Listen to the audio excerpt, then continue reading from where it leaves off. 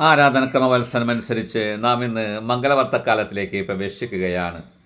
മംഗളവർത്തക്കാലം മംഗളകരമായ കാര്യങ്ങൾ സംഭവിക്കുന്ന കാലമാണ് മംഗളവർത്തക്കാലം. ഈ മംഗളവർത്തക്കാലത്തിൽ യേശുവിൻ്റെ ജനനമാണ് പ്രധാന ചിന്താവിഷയം. ഡിസംബർ 25 യേശു മനുഷ്യനായി മണ്ണിൽ അവതരിച്ചതിൻ്റെ ഓർമ്മ ദിനം നാം കൊണ്ടാടുകയാണ്. ദൈവത്തോടുള്ള സമാനത നിലനിർത്തേണ്ട കാര്യമായി പരിഗണിക്കാതെ തന്നെ ശൂന്യനാക്കി ദൈവം തമ്പുരാൻ ഭൂമിയിലേക്ക് മനുഷ്യനായി മണ്ണിൽ അവതരിച്ച് സ്ത്രീയിൽ നിന്നും ജാതനായ സുന്ദര സുദിനമാണ് ക്രിസ്തുമസ്. ഈ മംഗളവർത്തക്കാലത്തിൽ പ്രധാനമായ യേശുവിൻ്റെ ജനനത്തിന് മുമ്പ് 4 സംഭവങ്ങളാണ് കാണുക. ഒന്ന്, യേശുവിന് വഴിയൊരുക്കാൻ വന്ന സ്നാപക യോഹന്നാൻ്റെ ജനനത്തെക്കുറിച്ചുള്ള മുന്നറിയിപ്പ്. രണ്ടാമത്തെ ഞായറാഴ്ച നാം ചിന്തിക്കുക യേശുവിൻ്റെ ജനനത്തെക്കുറിച്ചുള്ള മംഗളവർത്തക്ക മറിയത്തോട് ഗബ്രിയേൽ മാലാഖ അറിയിക്കുന്ന മംഗളകരമായ വാർത്ത. മൂന്നാമത്തെ ഞായറാഴ്ച സ്നാപക യോഹന്നാൻ്റെ ജനനമാണ്. നാലാമത്തെ ഞായറാഴ്ചയാണ് യേശുനാഥൻ്റെ ജനനം, ക്രിസ്തുമസ് നാം ആഘോഷിക്കുക. ഈ ക്രിസ്മസിന് ഒരുക്കമായിട്ടുള്ള ഈ 4 ആഴ്ചയും നമ്മുടെ ഹൃദയങ്ങളെ നമുക്കൊരുക്കാം. ഈ ദിവസങ്ങളിൽ വളരെ ചിന്തയ്ക്ക്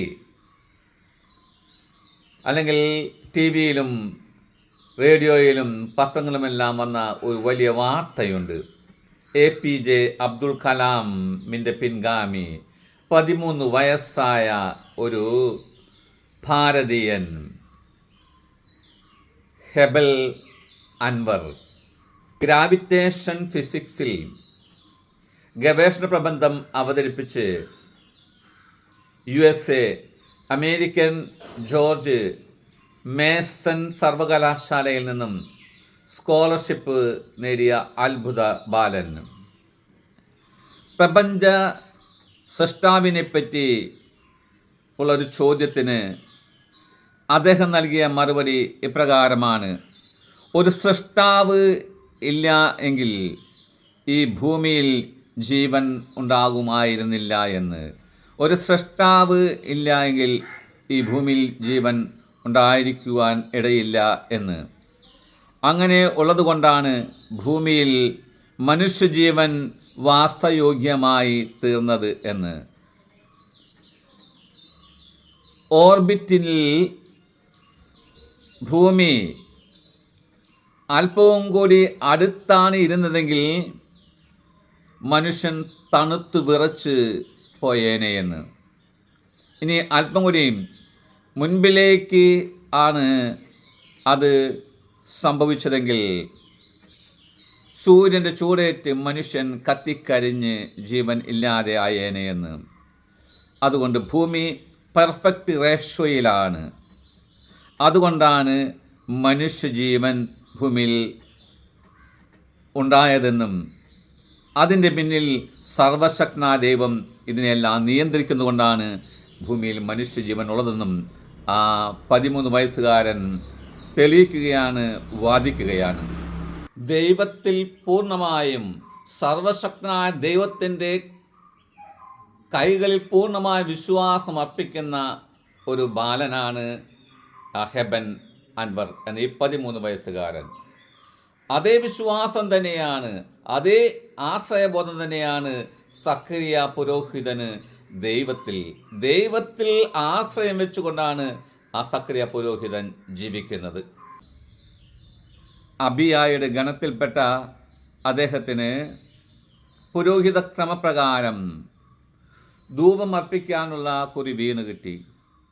അദ്ദേഹത്തിൻ്റെ ജീവിതത്തിൽ അദ്ദേഹത്തിൻ്റെ ഭാര്യയും സത്യസന്ധനും നീതിമാനും ദൈവകൽപ്പനകളും പ്രമാണങ്ങളും കുറ്റമറ്റ വിധം അനുസരിക്കുന്നവരുമായിരുന്നു.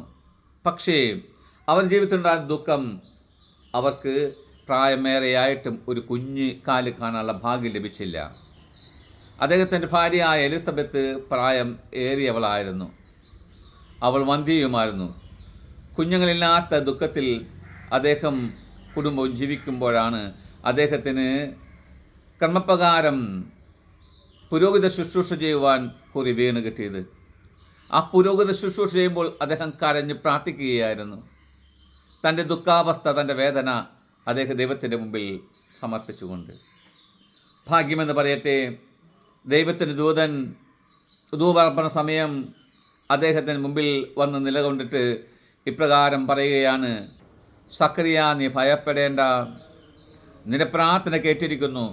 നിന്റെ ഭാര്യ എലിസബത്തിൽ നിനക്കൊരു പുത്രൻ ജനിക്കുമെന്ന്. നീ അവന് യോഹന്നാൻ എന്ന് പേരിടണം എന്ന്. യോഹന്നാൻ എന്ന വാക്കിൻ്റെ അർത്ഥം ദൈവം കരുണ കാണിക്കുന്നു, ദൈവം കരുണയുള്ളവൻ. അതെ, ദൈവം അവരോട് കരുണ കാണിക്കുകയായിരുന്നു. പ്രായമേറെ ആയിരുന്നിട്ടും അവർക്ക് കുഞ്ഞുങ്ങളില്ലാതെ വിഷമിക്കുന്ന അവസരത്തിലും ദൈവം അവരുടെ പ്രാർത്ഥന കേൾക്കുകയാണ്. പ്രാർത്ഥനയ്ക്ക് അർത്ഥമുണ്ട്. ഇന്നത്തെ കാലത്ത് പ്രാർത്ഥനയ്ക്കൊന്നും അർത്ഥമില്ല എന്ന് ചിന്തിക്കുന്ന ഒരു ലോകത്തിലാണ് നാം ജീവിക്കുക. പള്ളിയിൽ പോകാൻ മടിക്കുന്നവർ, കാട്ടിക്കൂട്ടുന്നവർ, മറ്റുള്ളവരുടെ മുമ്പിൽ എന്തെങ്കിലും ചെയ്തു കൂട്ടുന്നവരൊക്കെയാണ് കണ്ടുമുട്ടുന്നത്. എന്നാൽ സക്കറിയ പുരോഹിതൻ സത്യസന്ധനും നീതിമാനുമായിരുന്നു.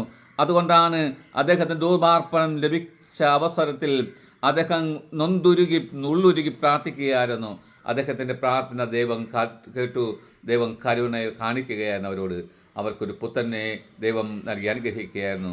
പ്രിയരെ, നമ്മുടെ ജീവിതം കർത്താവിന് സമർപ്പിക്കാം. ഒരുപക്ഷെ കാലവിളമ്പ് ഒരുപക്ഷെ ദൈവം നമ്മുടെ ജീവിതത്തിൽ സംഭവിപ്പിക്കാൻ ഇടവരുത്താം. നാം ചോദിക്കുന്നതെല്ലാം അതാസമയം തന്നെ ലഭിക്കണമെന്നില്ല.